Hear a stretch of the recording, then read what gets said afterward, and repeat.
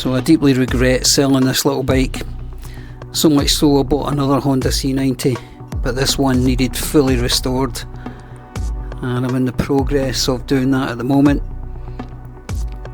As you can see, it's taking shape now.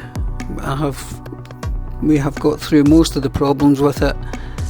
It's running well, it's looking good. I had loads of different issues, as you would do with a restoration.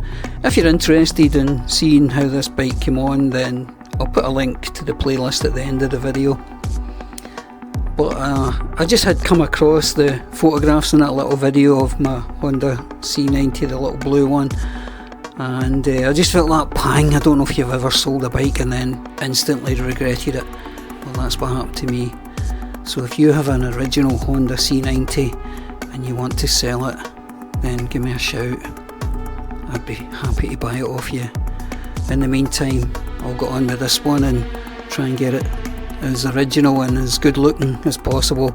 I'll never get it original, obviously, but we can get it sort of half decent.